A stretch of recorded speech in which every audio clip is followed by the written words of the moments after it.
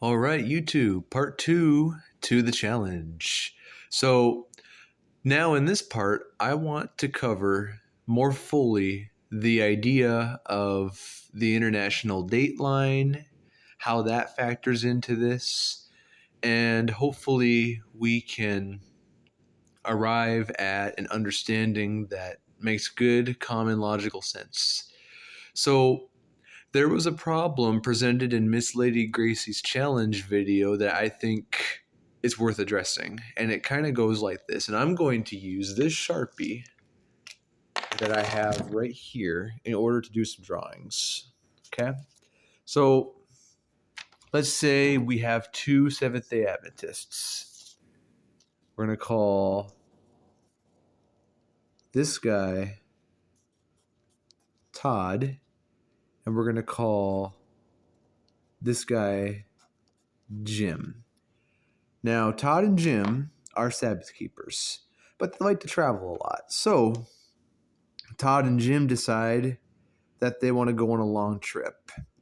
Todd decides to go 12 hours west, and Jim decides to go 12 hours east, where they will meet on the other side of the planet, which is a three-dimensional sphere.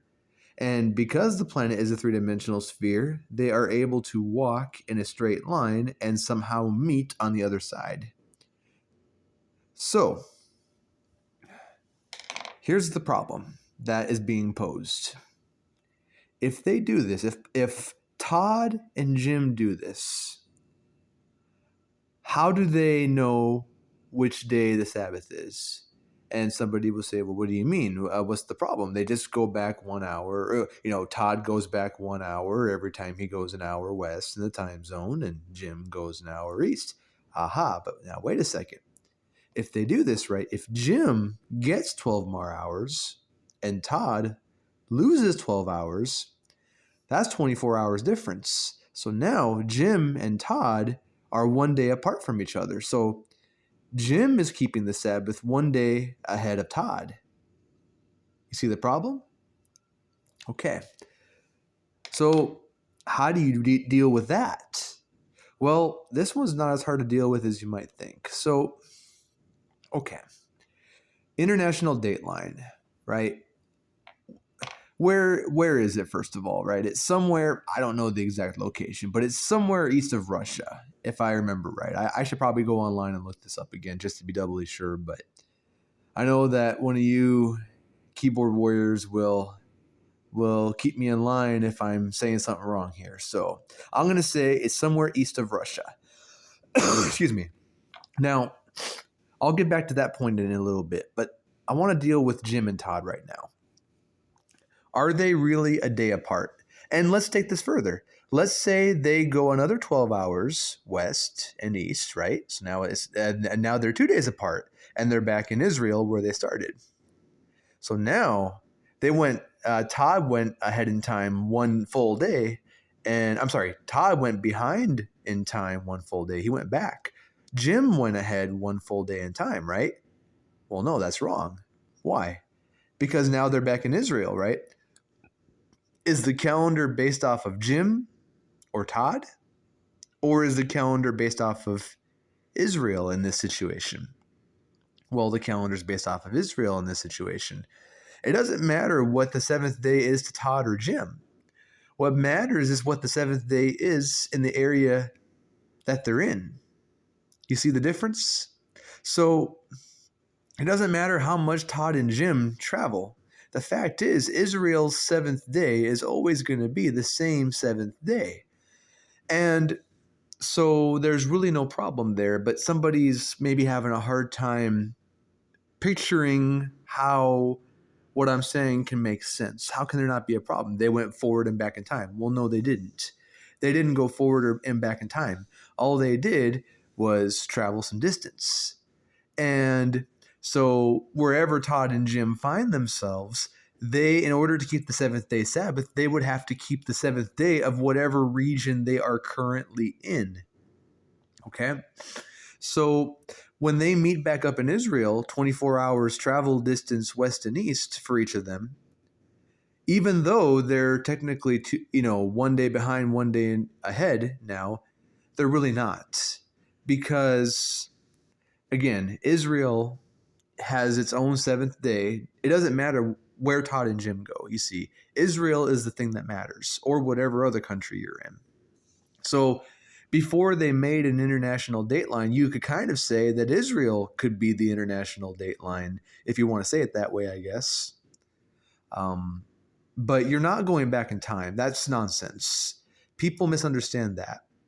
You're just traveling distance. The Earth is a sphere, and therefore, again, you're not going back in time. So I think that makes sense. I think I've explained that sufficiently. But then the dateline, right? What about the dateline?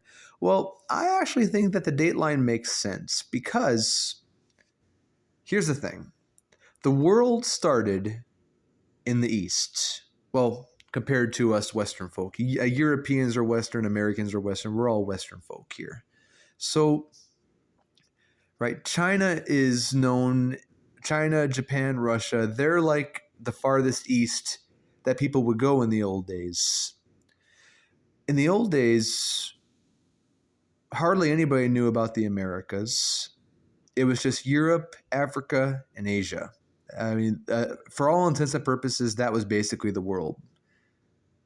Although I admit that the Incas and the Mayas and the Aztecs had amazing civilizations, very sophisticated, but nobody knew about them but themselves, so they don't really count in this illustration anyway. So you had three main continents of commerce. Israel was smack dab between all three, and so the world, you could kind of say it this way. The sun rises in Japan and sets in Hawaii. Okay? If that makes any sense. Because until the Americas were discovered, whatever the middle was, everything has to be east of that middle point and everything has to be west of that middle point. So, to put the dateline east of Russia makes perfect sense because in those days, people couldn't travel by plane and get from one side of the world to the other in hours. It would take days and months to do stuff like that. And so this hypothetical situation at that one part of the video that Miss Lady Gracie was playing, that challenge really only becomes relevant nowadays when we have the technology to go so far so quickly. But even then, it really doesn't matter because, again, no matter how far you travel, the seventh day is still the seventh day based on the area you're in, not based on how far you went. So it's not your seventh day that you're keeping, because when you say that Jim and Todd are able to change the seventh day based on which direction they go, you're saying that they are walking calendars, basically, right? But they're not. The calendar is based off of the region that they're in. The seventh day remains the same. There's no change there. So it's a nonsensical question that doesn't really cause any actual issues. So I guess what I'm trying to say is that this Samoa issue, really all three questions brought up don't factor into this at all. The Samoa one I thought was worth answering simply because there were some things there that could cause problems depending on how you understood it. The rest of it has nothing to do with it, though, with the subject, I mean. So I'm trying to think if there's anything else I need to say here. No, I think this is debunked. There's absolutely no logical reason at all to try to base the seventh day Sabbath off of the lunar calendar. None. It does no good because it's a totally different entity based on a totally different thing than any kind of calendar. Now, there is one more thing I want to mention. So, if that's not good enough for the person watching this, whoever you may be,